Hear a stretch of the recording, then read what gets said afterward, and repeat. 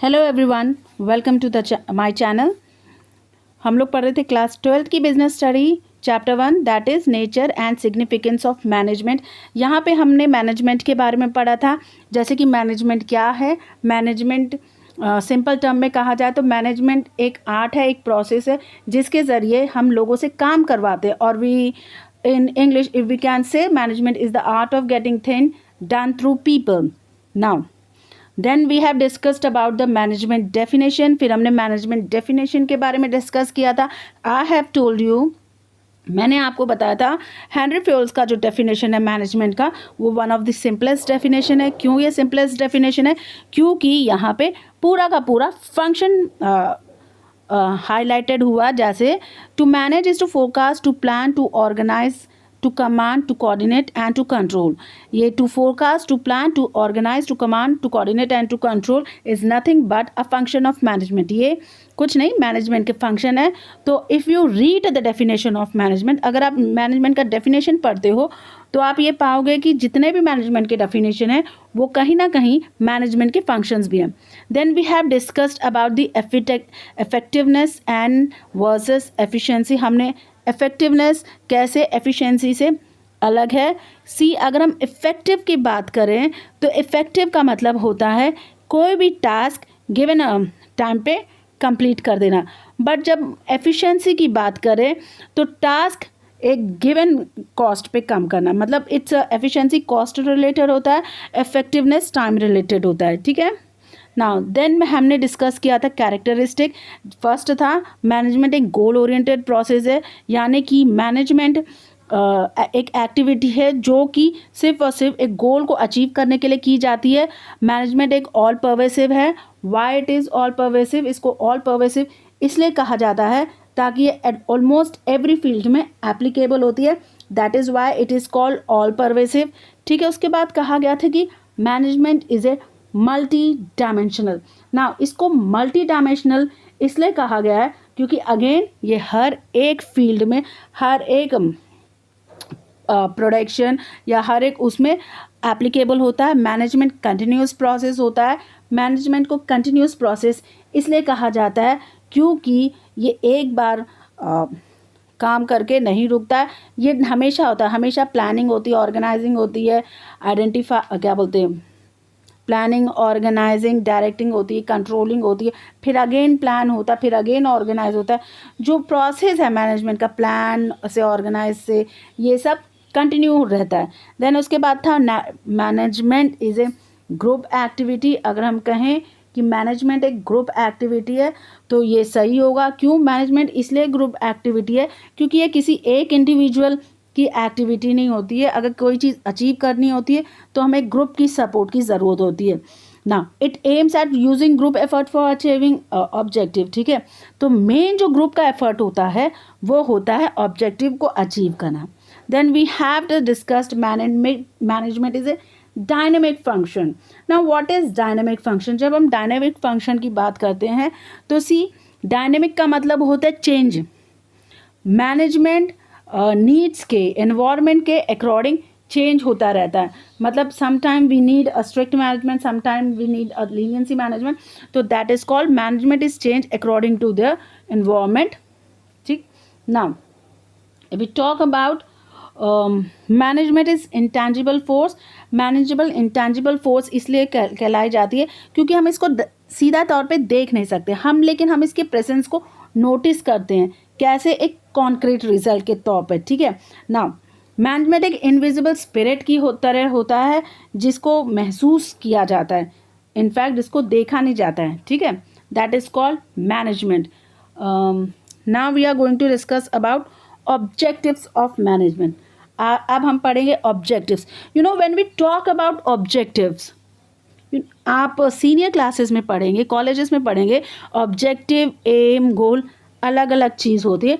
But ना right now अगर मैं आपको अभी समझाऊं तो यहाँ पे ऑब्जेक्टिव कह लीजिए या तो एम्स कह लीजिए या तो गोल कह लीजिए, ये इस समय एक ही चीज़ है कि मैनेजमेंट क्यों होता है, मैनेजमेंट का ऑब्जेक्टिव क्या है, या फिर मैनेजमेंट का एम क्या है, या फिर मैनेजमेंट का गोल क्या। फर्स्ट ऑफ ऑल मैनेजमेंट का मेन जो ऑब्जेक्टिव होता है मैनेजमेंट का वो होता है ऑर्गेनाइजेशनल ऑब्जेक्टिव। अगर हम ऑर्गेनाइजेशनल ऑब्जेक्टिव के तौर पर देखें तो मैनेजमेंट के 3 मेन गोल होते हैं। पहला सर्वाइव करना, दूसरा प्रॉफिट कमाना, तीसरा अपना बिजनेस एक्सपैंड करना। ठीक है, अगर हम यहाँ पे सर्वाइवल की बात करें, यहाँ पर अगर हम सर्वाइवल की बात करें तो बेसिक जो ऑब्जेक्टिव होता है हर बिजनेस फर्म का, जो मेन ऑब्जेक्टिव होता है कि पहले अपने आप को टफ एनवायरनमेंट में सर्वाइव कर सकें। ठीक है, यानी कि बाकी लोगों से, बाकी जो ऑर्गेनाइजेशन है, बाकी जो बिजनेस फर्म्स है, उनसे फाइट करके अपने आप को स्ट्रगल करके अपने आप को या अपनी एक बेस बना सकें, यानी उनसे फाइट करके सर्वाइव कर सकें। एक ही तरीके के बिजनेस होते हैं, एक ही टाइप्स के बिजनेस होते हैं, राइट। अब ये होता है कि हमको उसी बिजनेस में अपने आप को सर्वाइव करना है। तो जो मेन ऑब्जेक्टिव होता है मैनेजमेंट का, पहले अपने आप को इतना स्ट्रांग बनाने ला ताकि हम टफ कंपटीशन दे सकें। अपने जो राइवल्स होते हैं, अपने जो कॉम्पिटिटर्स होते हैं, उनको टफ कंपटीशन देकर सर्वाइव कर सकें ना। जब हम सर्वाइव करने में सक्सेसफुल हो जाते हैं तो बिजनेस का नेक्स्ट ऑब्जेक्टिव होता है कि प्रॉफिट कमाना। अब हम अपने कॉम्पिटिटर को टफ कंपटीशन दे रहे हैं, ठीक है। अब हम अपने एनिमीज़ के खिलाफ लड़ रहे हैं, ठीक है ना। तो अब हमारा नेक्स्ट मतलब सर्वाइव कर चुके हैं हम, ठीक है। हम एक मुश्किल दौर पार कर चुके हैं, हमारा बिजनेस प्रॉपरली सेट हो चुका है, अब हम सर्वाइव कर चुके हैं। तो हमारा जो नेक्स्ट ऑब्जेक्टिव होता है वो क्या होता है? ऑब्वियस सी बात है, आप सर्वाइव कर चुके हैं तो आपका जो नेक्स्ट ऑब्जेक्टिव होता है कि अब हमें बिजनेस बढ़ाना चाहिए, अब हमें प्रॉफिट कमाना चाहिए, ठीक है। सर्वाइव कर लिया है तो नेक्स्ट मैनेजमेंट का ऑब्वियसली डायरेक्ट मोटिव हो जाता है, डायरेक्ट ऑब्जेक्टिव हो जाता है कि प्रॉफिट कमाना ना। ये प्रॉफिट क्यों ज़रूरी होता है? ये प्रॉफिट इसलिए ज़रूरी होता है, ये कहीं ना कहीं जो बिजनेस एंटरप्राइजेस का जो ऑपरेशन है वो कंटिन्यू करने के लिए ज़रूरी होता है। अब ये जो प्रॉफिट होता है ये कॉस्ट को कवर करता है, ये जो प्रॉफिट होता है ये रिस्क को कवर करता है।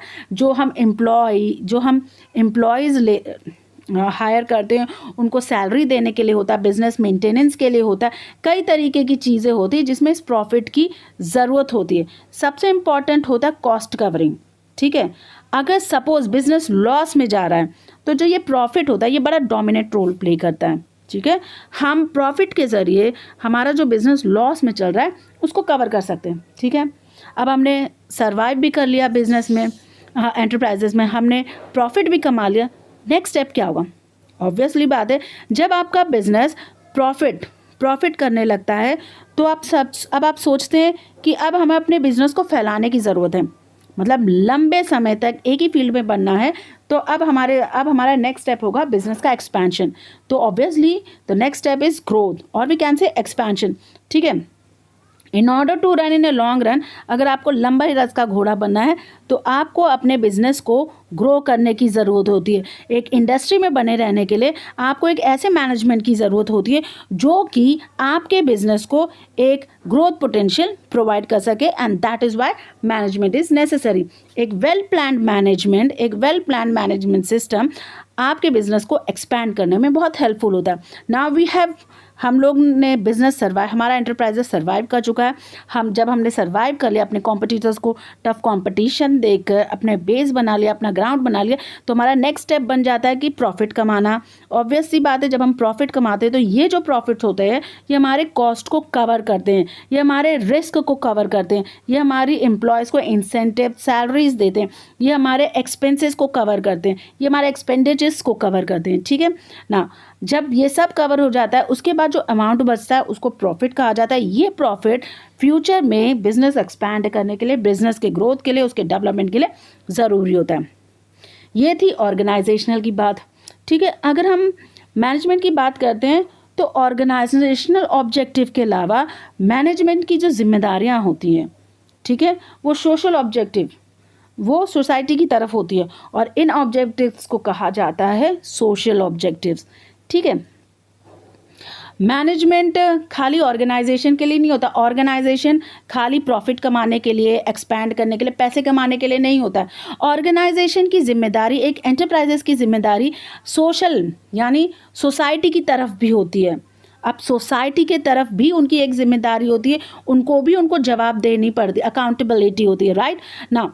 अब नेक्स्ट जो ऑब्जेक्टिव होता है मैनेजमेंट का, कि आपने ऑर्गेनाइजेशन को दिमाग में रखा है, ऑर्गेनाइजेशनल ऑब्जेक्टिव तो सेटअप कर लिए, पर आप बिना सोसाइटी के हेल्प के कंटिन्यू नहीं कर सकते। अपने जो एंटरप्राइज है उसको बिना सोसाइटी के हेल्प के कंटिन्यू नहीं कर सकते। उसके लिए आपको क्या चाहिए? ऑब्वियस सी बात है, उसके लिए आपको चाहिए एक सोशल ऑब्जेक्टिव। ना नेक्स्ट जो जब स्टेप मैनेजमेंट का होता है वो ये होता है कि वो ऐसे ऑब्जेक्टिव्स बनाएं जो कि सोसाइटी को फ़ायदा करें, ठीक है। वो इस तरीके के मैनेजमेंट का गोल बनाए जो कि सोसाइटी को फ़ायदा कर सकें। क्यों सोसाइटी के लिए? क्योंकि सोसाइटी कहीं ना कहीं मैनेजमेंट या ऑर्गेनाइजेशन का एक हिस्सा होता है। चाहे आप बिजनेस की बात कर लें, चाहे आप नॉन बिजनेस की बात कर लें, चाहे आप किसी और की बात कर लें, जो ऑर्गेनाइजेशन होती है उसकी अपनी एक जिम्मेदारी होती है सोसाइटी की तरफ। उसको ये ध्यान रखना पड़ता है कि कहीं उसके एंटरप्राइज की वजह से सोसाइटी में किसी तरीके की हानि ना पहुँचे, ये या फिर उसके कोई ऑब्जेक्टिव है जो सोसाइटी को हार्म ना कर सके। अगर आप सिगरेट फैक्ट्रीज़ की बात कर लें, लिकर फैक्ट्रीज़ की बात कर लें, तो उनकी तो सबसे ज़्यादा जिम्मेदारी होती है सोसाइटी की तरफ, राइट। कभी भी आप देखना, वो बहुत मेजर डोमिनेट रोल प्ले करते हैं लोगों को जागरूक करने के लिए। ये एंटरप्राइजेस का मेन इम्पॉर्टेंट ऑब्जेक्टिव होता है, लोगों को अवेयरनेस फैलाना, लोगों के बीच में चीज़ों को लेकर अवेयरनेस फैलाना। That is one of the important objective of management. Now let's move on to the personal objective. अब हम पर्सनल ऑब्जेक्टिव की बात करते हैं। यहाँ पे जब हम पर्सनल ऑब्जेक्टिव की बात करते हैं तो यहाँ पे हम उन लोगों की बात करते हैं जो कि मैनेजमेंट, जो कि ऑर्गेनाइजेशन बनाते हैं, ठीक है। Organisation are made up of a people who have different personality, background, experience and objective. Management has to reconcile personal goal with organization objective for harmony in the organization. Now जो organization है, ठीक है, वो बहुत सारे लोगों से बनती है, राइट। अब जो ये बहुत सारे लोग होते हैं उनकी अपनी एक पर्सनालिटी होती है, अलग बैकग्राउंड से आए होते हैं, उनका अपना एक एक्सपीरियंस होता है। और जब ये किसी ऑर्गेनाइजेशन को ज्वाइन करते हैं तो वो एक अपने ऑब्जेक्टिव के साथ होते हैं। उनका एक अपना ही मोटिव होता है कि वो किसी बिजनेस फर्म को या वो किसी ऑर्गेनाइजेशन में या किसी फर्म को ज्वाइन करते हैं, ठीक है। अब मैनेजमेंट का काम क्या होता है? मैनेजमेंट का काम होता है ये जो डिफरेंट लोग होते हैं, जो डिफरेंट बैकग्राउंड से जिनकी डिफरेंट पर्सनालिटी होती है, उनके बीच में एक कोऑर्डिनेशन बैठाना ताकि आपस में लड़ाई झगड़ा ना हो, ठीक है। अगर दो डिफरेंट पर्सनालिटी के लोग एक साथ काम करते हैं और प्रॉपर मैनेजमेंट नहीं होता है तो क्या होता है? रिजल्ट ज़ीरो आता है, क्योंकि एक पर्सनालिटी, एक पीपल दूसरे पीपल से सहमत नहीं होता। तो मैनेजमेंट का काम क्या होता है कि जो लोग हैं उस ऑर्गेनाइजेशन में, जितने लोग काम कर रहे हैं, अलग बैकग्राउंड से आते हैं, अलग पर्सनालिटी से आते हैं, तो उनके बीच में तालमेल बैठाना, ठीक है, उनको प्रॉपर गाइडेंस करना। तो ये काम होता है मैनेजमेंट का, ठीक है। So we have already discuss objective. Management का ऑर्गेनाइजेशन की तरफ एक ऑब्जेक्टिव है, मैनेजमेंट की सोशल ऑब्जेक्टिव्स होते हैं और मैनेजमेंट के पर्सनल ऑब्जेक्टिव्स भी होते हैं। अब हम बात करते हैं इम्पॉर्टेंस ऑफ मैनेजमेंट। सी, मैं ऑलरेडी आपको बता चुकी हूँ कि जो मैनेजमेंट के, चाहे आप इम्पॉर्टेंस की बात कर लें, चाहे आप नेचर्स की बात कर लें, चाहे आप उसकी बात कर लें, ये सब के एडवांटेजेस के, ये सब के सब एक ही होते हैं। हेल्प इन अचीविंग ग्रुप गोल, यानी कि सबसे इम्पॉर्टेंट है मैनेजमेंट ग्रुप गोल को अचीव करने में हेल्प करता है। कैसे अचीव करता है? मैनेजमेंट, जो मैनेजर्स होते हैं वो ग्रुप को गाइड करते हैं, उनको प्रॉपरली बताते हैं किस तरीके से वर्क किया जाए, उनको मोटिवेट करते हैं, ठीक है, अपने सबऑर्डिनेट्स को वर्क डेलीगेट करते हैं। इसके ज़रिए वो एक ऑर्गेनाइजेशन को प्रॉपरली जो एक ऑर्गेनाइजेशन के जो पीपल्स होते हैं उनको मोटिवेट करते हैं, उनको हेल्प करते हैं। क्या? एक ग्रुप, मतलब मिल के जो ऑर्गेनाइजेशन का गोल है उसको अचीव करने में। Now increasing efficiency. नाउ जब हम बात करते हैं इंक्रीजिंग एफिशिएंसी की, तो we have already discussed what is efficiency, ठीक है। हम पहले ही डिस्कस कर चुके हैं कि एफिशिएंसी क्या है। तो जो मैनेजर्स हैं उनका क्या काम होता है? उनका काम होता है कि पर्टिकुलर जो टास्क है उसको पर्टिकुलर टाइम पे कर लें बिना वेस्टेज ऑफ रिसोर्सेस। आप रिसोर्स को वेस्ट किए बिना पर्टिकुलर टास्क को अचीव करना, दैट इज़ कॉल्ड, लोगों की जो एफिशिएंसी हो उसको इंक्रीज करना। ठीक है, excuse me. Now next is creating dynamic organisation. Now what is, मैं ऑलरेडी आपसे डिस्कस कर चुकी हूँ डायनेमिक ऑर्गेनाइजेशन क्या होती है। डायनेमिक ऑर्गेनाइजेशन वो ऑर्गेनाइजेशन होती है, create dynamic organisation. You know word dynamic का मतलब होता है क्रिएटिव, इनोवेटिव। ठीक है, जो मैनेजर्स होते हैं उनका ये काम होता है कि ऑर्गेनाइजेशन को क्रिएटिव बनाए। ठीक है ना, for example the manager new ideas, creative ideas के साथ आए। ठीक है, मैनेजर्स का काम होता है नए बेटर प्रोडक्ट्स के साथ आए। मैनेजर का काम होता है कि ऐसे प्रोसेस को कंटिन्यू करें जो कॉस्ट इफेक्टिव हो। ठीक है, ये जो चीज़ें होती हैं ये एक सक्सेसफुल और मैनेजमेंट ऑर्गेनाइजेशन के सर्वाइवल, लॉन्ग रन के सर्वाइवल के लिए इम्पॉर्टेंट होती हैं। Now next is management helps in achieving personal objective. Management ना कि ऑर्गेनाइजेशनल ऑब्जेक्टिव को अचीव करने में हेल्पफुल होता है, मैनेजमेंट पर्सनल ऑब्जेक्टिव को अचीव करने के लिए भी हेल्पफुल होता है। नाउ कैसे? यू नो व्हाट, जब हम लोग सपोज अगर हमने कोई ऑर्गेनाइजेशन ज्वाइन की है, ठीक है, हमने जब ऑर्गेनाइजेशन का पर्टिकुलर गोल जब लोग ग्रुप में काम करके अचीव कर लेते हैं तो उसके बाद जो उनको बोनस मिलता है, you know what is the personal objective. Normally लोगों का क्या पर्सनल ऑब्जेक्टिव होता है? प्रमोशन होता है, right. They want to gain money, they want to earn salary, high pay चाहते हैं, प्रमोशन चाहते हैं, एक रेस्पेक्टेड। तो जब आपके ऑर्गेनाइजेशन को प्रॉफिट मिलता है तो इन रिटर्न आपको क्या मिलता है? Promotion, right. आपको प्रमोशन मिलता है, आपकी सैलरी बढ़ती है, आपका जो लिविंग स्टैंडर्ड है वो इंक्रीज होता है, and that is what it helps in achieving personal objective.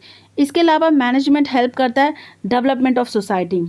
जब आपका बिजनेस, जब ऑर्गेनाइजेशन, जो पर्टिकुलर ऑर्गेनाइजेशन है वो जब प्रॉफिट अर्न करती है, ठीक है, पहले सर्वाइव करके जब वो प्रॉफिट अर्न करके अपना बिजनेस ग्रो करती है, तो जब उसका बिजनेस एक्सपैंड होता है वो नॉट ओनली ऑर्गेनाइजेशन एक्सपैंड होती है बल्कि साइड बाय साइड वो सोसाइटी को भी डेवलप करती। अब आप सोचेंगे कैसे? यू नो, आप जैसे सपोज एक ऑर्गेनाइजेशन है, पर्टिकुलर एरिया में सेटअप है, राइट, तो मतलब उस एरिया को वो डेवलप ऑटोमेटिकली करती है ताकि जो इसके एम्प्लॉयज़ हैं, first of all most of the, आपने टाटा, रतन, इन सब के बारे में सोचा होगा, इनके अपने नाम की एक सिटीज़ होती हैं, सिटीज़ हैं, राइट। क्यों? क्योंकि इनका एक बहुत बड़े पैमाने पे ऑर्गेनाइजेशन है। अब वो अपने जो एम्प्लॉयज़ होते हैं उनको पर्सनल बेनिफिट्स देते हैं, उनके लिए पर्टिकुलर अकोमोडेशंस बनाते हैं। ठीक है, जब आप क्या बोलते हैं, कोई पर्टिकुलर ऑब्जेक्टिव अचीव करते हैं, जब आपका बिजनेस सर्वाइव करता है तो आप सोसाइटी को डेवलप करते हैं, रोड्स बनाते हैं, अपनी कंपनी को प्रमोट करने के लिए, अपनी ऑर्गेनाइजेशन को प्रमोट करने के लिए पार्क्स बनाते हैं, अपनी ऑर्गेनाइजेशन को प्रमोट करने के लिए बड़े मेजर डेवलपमेंट्स करते हैं, होटल्स सेटअप करते हैं, स्कूल्स सेटअप करते हैं अपने ऑर्गेनाइजेशन। इसको डायरेक्टली इनडायरेक्टली कहते हैं सोसाइटी को डेवलप करना, एजुकेट करते हैं लोगों को, right. So these are the importance of management that is helps in achieving group goal, increasing efficiency of the organization, एक dynamic organization को create करना, जो कि क्या बोलते हैं, नए क्रिएटिव आइडियाज़ लेकर आए, जो पर्सनल ऑब्जेक्टिव्स होते हैं लोगों को उनको अचीव करना। ठीक है, now let's move on to the nature of management.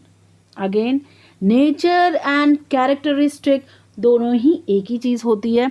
जब हम नेचर की बात करते हैं तो मैनेजमेंट एक इकोनॉमिक रिसोर्स है। Now what is economic resources? ठीक है, management coordinates as well as control economic resources, it facilitate effective use of other resources for achieving specific objective. जो मैनेजमेंट होता है वो इकोनॉमिक रिसोर्सेज को कंट्रोल के अलावा उनको ठीक से कोऑर्डिनेट करता है। कोऑर्डिनेट मतलब तालमेल बिठाना। ना what is this economic resources, ये इकोनॉमिक रिसोर्सेज क्या हैं? जब हम इकोनॉमिक रिसोर्सेज की बात करते हैं तो हम बात करते हैं लैंड की, लेबर की, ठीक है, बिल्डिंग्स की, मशीन्स की, रॉ मटेरियल्स की। ये वो सारे इकोनॉमिक्स रिसोर्सेस हैं जिनको एक्सफेक्टिवली यूटिलाइज किया जाता है। क्यों यूटिलाइज किया जाता है? और सबसे बड़ी बात है ह्यूमन पावर की। ना क्यों इनको प्रॉपरली यूटिलाइज किया जाता है? It is utilise to achieve a specific goal. इन रिसोर्सेज को इफेक्टिवली यूटिलाइज करते हैं, इन रिसोर्सेज का एक दूसरे से तालमेल बिठाते हैं ताकि मैनेजमेंट जो ऑर्गेनाइजेशन का गोल है, ठीक है, उसको प्रॉपर तरीके से अचीव कर सके। That is called achieving specific objectives. ठीक है, नेचर, ये मैनेजमेंट का नेचर ही है, स्वभाव। जब हम नेचर की बात करते हैं दैट इज कॉल्ड स्वभाव या one of the feature of the management. ठीक है, तो मैनेजमेंट इसी को ध्यान में किया जाता है कि हम जो हमारे हाथों में जो रिसोर्सेज है, land, labour, machine, buildings, capital, उनको प्रॉपरली ऑर्गेनाइज कर सकें। ठीक है, और ताकि जब ये प्रॉपरली ऑर्गेनाइज हो उनको इस तरीके से कंट्रोल कर सकें ताकि ये हमको एक ऑर्गेनाइजेशनल ऑब्जेक्टिव अचीव, हमारा गोल अचीव करके दे सके। ठीक है, नाउ मैनेजमेंट। अब management as a system of authority, जो मैनेजमेंट है वो एक अथॉरिटी के सिस्टम, एक अथॉरिटेटिव सिस्टम से चलता है। कैसे?